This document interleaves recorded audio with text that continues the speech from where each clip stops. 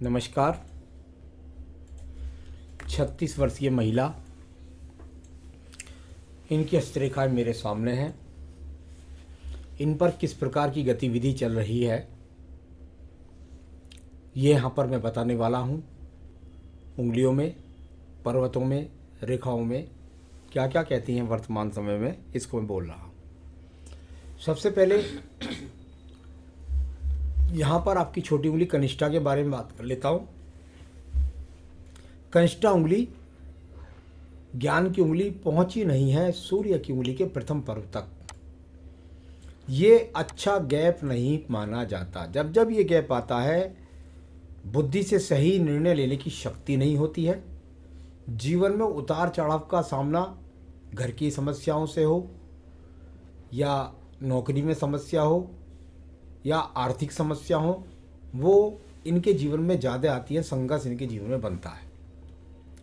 प्रथम पर्व पर भी यहाँ मानसिक रेखा लगी हुई है, यानी कुल मिलाकर ये राहु रेखा आपको डिस्टर्ब करेगी। आपके दिमाग को वर्तमान में भी बहुत डिस्टर्ब कर रही है।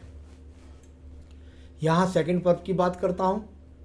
ये सेकंड पर्वत पर राहु रेखा लग जाए, आप अपने कोलीग्स के साथ, आप अपने परिवार के साथ, आप अपने माहौल में अपनी वाणी पर नियंत्रण नहीं कर सकेंगे, लोगों के साथ तालमेल नहीं बैठा सकेंगे। इस प्रकार की ये रेखा है।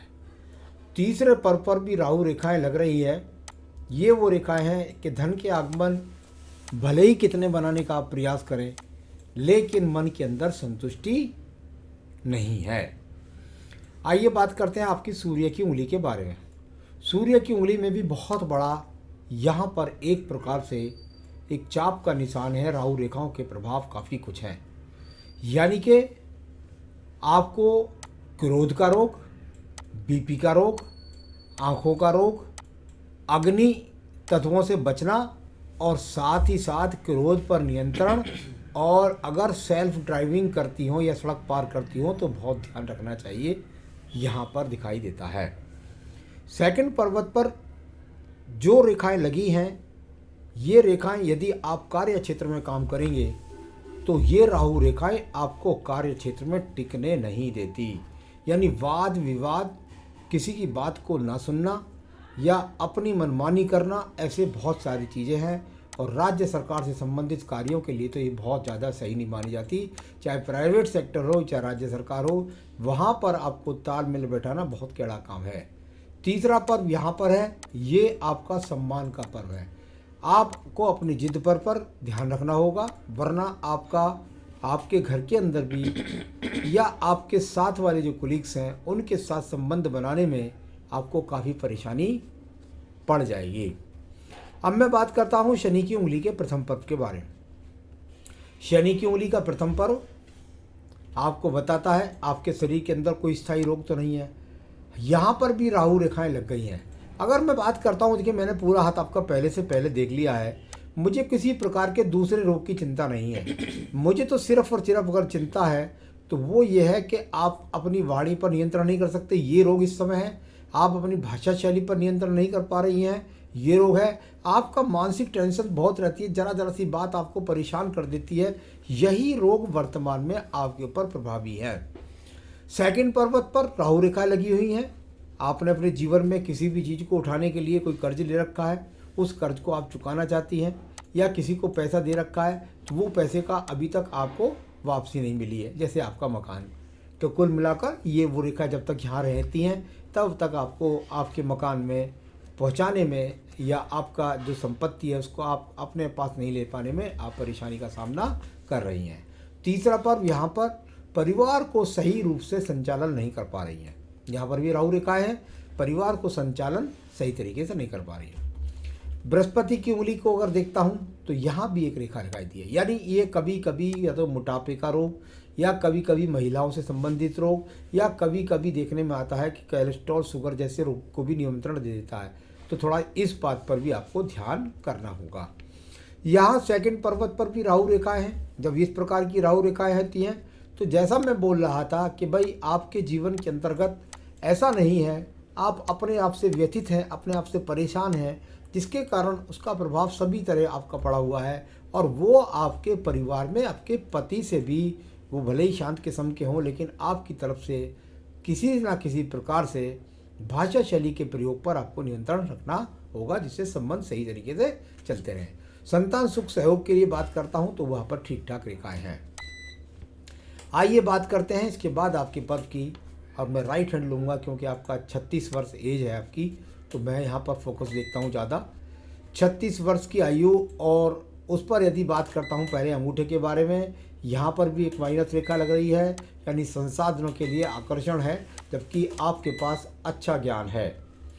जब बात करता हूँ आपके सेकंड पर्व की, तो तर्क शक्ति का पर्व भी अपने आप में मजबूत है। तो अब बात करते हैं यहाँ पर बुध पर्वत के बारे में। बुध का पर्व, और सबसे बड़ी बात है ज्ञान की रेखा आपके पास है।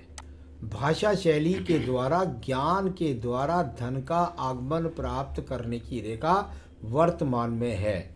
यानी आप कह सकते हैं कि आपके पास बुद्धि है, जिससे आप कोई ना कोई धन का आगमन बनाए हुए हैं। यहाँ बात करता हूँ सूर्य के पर्व के बारे में। सूर्य का पर्व, और सूर्य के पर्व पर एक रेखा पीछे से ही बहुत लंबी आ रही है। अगर इसको देखेंगे तो आपको यहाँ से काफ़ी मिलती आ रही है। यानी अपना सम्मान आपने स्वयं से बनाया, निर्मित किया, आप में वो टैलेंट था। आप इस क्योंकि थोड़ा सा आड़ी रेखाएं लग जाती हैं जा करके, तो ऐसा हो जाता है कि प्राइवेट सेक्टर में व्यक्ति चला जाता है, वहाँ से भी अच्छा तनख्वाह प्राप्त करता है। लेकिन राज्य सरकार के लिए भी यदि आप प्रयास करती तो सरकारी नौकरी मिलने का भी पूरे योग इस हाथ के अंदर थे, इसमें कोई भी शक नहीं है। तो ये अच्छी रेखा थी यहाँ पर, जो आपको सम्मान दिलाने की क्षमता रखती हैं, या कार्य क्षेत्र से, नौकरी क्षेत्र से आपको अच्छी उन्नति तरक्की दिला सकती है। बात करते हैं इसके बाद शनि के पर्व की। शनि का पर्व बिखरा हुआ है। इसमें अगर देखता हूँ तो फैली हुई हैं रेखाएं, चारों तरफ को बिखरी हुई हैं, यानी कि निश्चित रूप से भाग्य के लिए वर्तमान में संघर्ष चल रहा है। ये अच्छा पर्व यहाँ पर नहीं है, थोड़ा दबा हुआ है। खर्च की स्थिति के हिसाब से कह दीजिए, या सम्मान की स्थिति कह दीजिए, या नौकरी के हिसाब से यहाँ भाग्य आपका साथ नहीं दे रहा है। अब मैं बात करता हूँ इसके बाद आपके बृहस्पति पर्व के बारे में। बृहस्पति का पर्व और मल्टी टैलेंटेड रेखा है, यानी ये ज्ञान की रेखा है। जब शनि पर्व को देखें तो ज्ञान से आप धन कमाते हैं, और साथ ही साथ यहाँ बृहस्पति का पर्व अनुकूल है, जिससे संतान सुख सहयोग भी आपके पास में। मेरे हिसाब से पर्वत आपका ठीक ठाक है। आइए बात करते हैं इसके बाद आपकी रेखा के बारे में, और वह है आपकी हृदय रेखा। हृदय रेखा में किसी प्रकार के रोग के संकेत नहीं। अगर मैं देखता हूँ तो किसी प्रकार का यहाँ पर चाहे जैसे भी संबंध चलते रहे, लेकिन फिर भी पति का सहयोग आपको मिलता रहेगा। कोई बड़े रोग के संकेत भी यहाँ पर नहीं है। मन के अंदर कोई बहुत बड़ी अशांति भी नहीं है। आइए बात करते हैं इसके बाद में आपके निम्न मंगल पर्व के। यहाँ अच्छी रेखाएं नहीं मिली। निम्न मंगल पर्व एक तो दबा हुआ है, इसके अंदर एक्स के चिन्ह, इसके अंदर स्टार के चिन्ह, इसके अंदर नक्षत्र के चिन्ह काफ़ी बने हुए हैं, जो आपस में एक दूसरे को रेखाएं बहुत ज़्यादा प्रभावी ढंग से काट भी रही हैं। यहाँ से अगर मैं देखता हूँ तो ये कर्म रूपी जहाँ रेखा है, तो वहीं जब अंदर एक्स बन जाता है या अंदर नक्षत्र बन जाता है, तो क्रोध पर नियंत्रण नहीं रहता, और ज़मीन से अगर लाभ मिलने वाली चीज़ें हैं तो वो ज़रा परेशानी के साथ मिलती हैं। तो इस तरीके की रेखाओं का यहाँ पर संबंध है। आइए बात करता हूँ इसके बाद आपकी बुद्धि रेखा। भाई मैंने हजारों एपिसोड्स के अंदर कहा है कि बुद्धि रेखा जब जब आयु रेखा से दूर से चले तो ये अच्छा संकेत नहीं होता। किस लिए नहीं होता?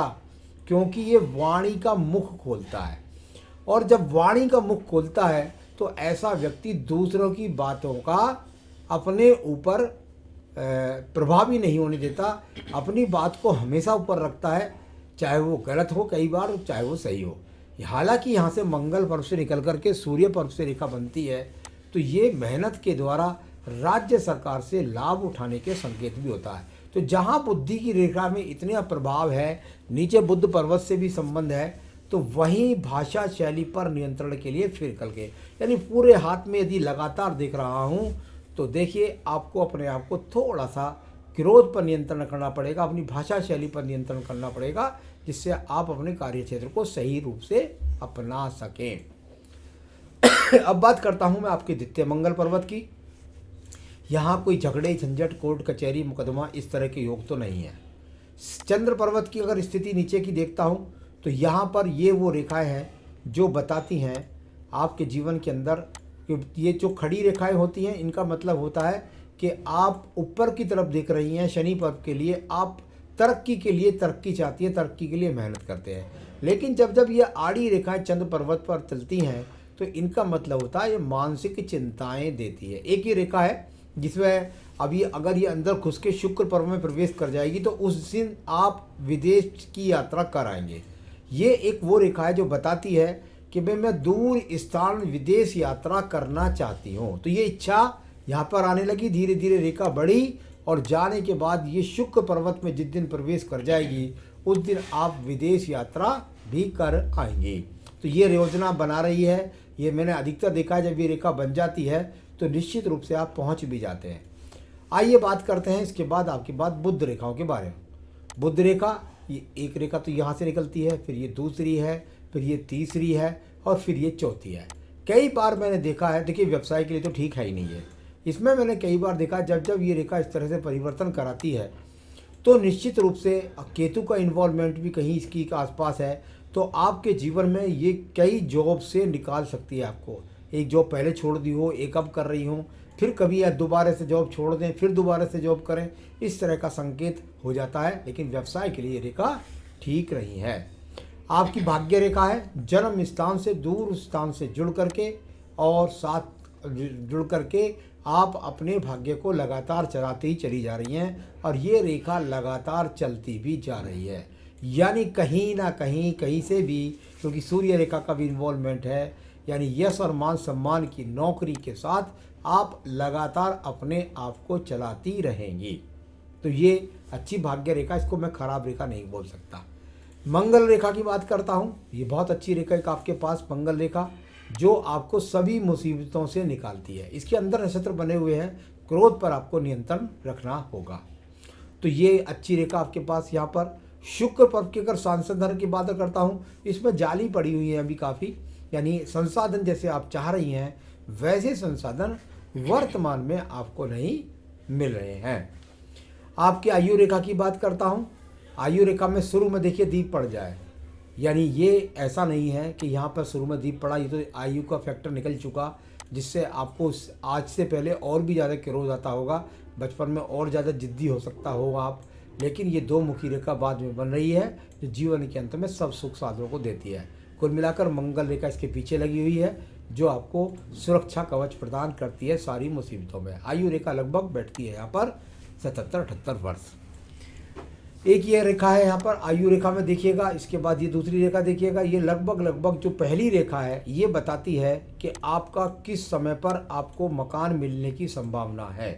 तो एक रेखा ये बता रही है, इसको मैं बोल सकता हूँ कि निश्चित रूप से 2023 और 24 में आपको आपका मकान मिल जाएगा। और दूसरा यहाँ पर लगभग ऐसा जो नीचे वाली रेखा है वो लगभग 42वें वर्ष में आपको कोई और चीज़ की प्राप्ति भी करवाएगी, कोई और उन्नति प्रगति भी हो सकती है। तो इस तरह का यहाँ पर ये चिन्ह। चलिए अब बात करते हैं इसके बाद आपके सवालों में। आपका सवाल है कि 2022 मेरे लिए कैसा रहने वाला है। मैं आपसे कहूँगा, देखिए मैंने पूरा हाथ पढ़ा है, हालांकि सबकी मीठी मीठी बातें सभी को अच्छी लगती है, लेकिन मैंने कई जगह से पूरे हाथ में पढ़ के देखा है। आपको अपनी भाषा शैली पर नियंत्रण रखना होगा। अगर आप भाषा शैली पर नियंत्रण नहीं रखेंगी तो खामोखा कहीं आप अपनी जॉब को ना छोड़ दें। तो मैं तो चाहूँगा जॉब करती रहें और अपनी भाषा शैली पर स्वयं को नियंत्रण करें। कुछ पूजा बता दूंगा, उससे बहुत मानसिक शांति मिलेगी और बिल्कुल सही तरीके से आप अपने समाज को और अपने आप को सही तरह से चला सकती हैं अपने आप को। तो नौकरी नहीं छोड़नी है, नौकरी करते रहना है, क्योंकि आपके हाथ के अंदर व्यापारिक रेखा नहीं है, आप व्यापार में फेल हो जाएगी। बहुत गुस्सा है, ये सब पूरे हाथ में दिखाई पड़ गया, बताई भी दिया है आपने भी और मैंने बता दिया है। तो जो फ्रस्ट्रेशन है आपके दिमाग के अंदर, और तो पीस माइंड के लिए क्या करना है वो मैं उपाय बता दूंगा आपको। 2014 में एक प्रॉपर्टी ली आपने और उसका आपको मिलने वाली है पक्का 2023 और 24 के अंदर, या 2022 के अंत में भी हो सकता है, ये प्रॉपर्टी आपको मिलने वाली है। लाइफ में पैसा है आपकी में, कोई चिंता की बात नहीं है, इज्जत भी रहेगी, सम्मान भी रहेगा, प्रॉपर्टी भी रहेगी, शोहरत, लग्जरियस सब कुछ रहेगा। फॉरेन के लिए वो रेखा बन रही है, जिस दिन वो अंदर शुक्र पर्वत में प्रवेश कर जाएगी तो विदेश यात्रा भी, यानी होनी तो है ही है विदेश यात्रा। और बेटी हैं 2, उनकी सेहत के बारे में पूछा। बेटियों की जन्मपत्री के उनकी सेहत के बारे में पता लगेगा, और पति का सेहत के बारे में उनके हाथ से पता लगेगा या उनकी जन्मपत्री से। अब देखिए, आप कहते हैं भाई मेरे पर नौकरानी है, नौकर हैं, ये लोग मेरी बात नहीं मानते हैं। सवाल ये है, इसके लिए कोई बहुत बड़ी बात नहीं है, कोई मंत्र नहीं है। ये सारी दुनिया की जो समस्या है, हर घर के अंदर नौकर नौकरानी भाई काम नहीं करते, घर संभाला जाता है स्वयं से। और ये तो नौकर तो आते जाते रहते हैं घर के अंदर, ये कोई बड़ी बात नहीं है। ये तो कोई दूसरा आएगा, आपको तो अपने तरीके से होल्ड करना है। इन लोगों से तो बड़े तरीके से ही होल्ड किया जाता है, और उनसे तभी उनसे काम उठाया जाता है। तो ये समस्या सबकी है, ये आपकी अकेले की समस्या नहीं है। और लोगों से आप जो है, क्योंकि क्रोधी हैं दिमाग के, और ज़्यादा कोई थोड़ी तारीफ़ कर देगा तो आप खुश हो जाएंगे और वो अपना काम निकाल लेते हैं। इस चीज़ से आपको बचना होगा। क्या करें उपाय, ये मैं आपको बता रहा हूँ। रुद्र गायत्री मंत्र की 2 माला का जाप रोजाना करें। आप चाहें तो गूगल से निकाल सकती हैं रुद्र गायत्री मंत्र, उसकी 2 माला का जाप करें, जिससे मानसिक शांति मिलेगी। और रुद्राष्टकम के 3 पाठ करने हैं रोजाना। तो 2 माला और रुद्राष्टकम के 3 पाठ। और रत्न बनता है आपका मूंगा, जो आपको सही डिसीजन लेने में आपको ताकत, यहाँ चाहें तो आप इसमें पहन सकती हैं। और यदि ये सोने की अंगूठी बीच में है तो ठीक है, नीलम आपका रत्न बनता नहीं है। तो मूंगा पहनना है आपको, आप चाहे मुझसे मंगा सकती हैं।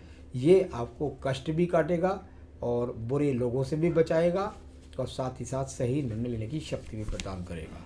बस इतना करें, सुखी रहें, यह मेरी शुभकामनाएं हैं। नमस्कार।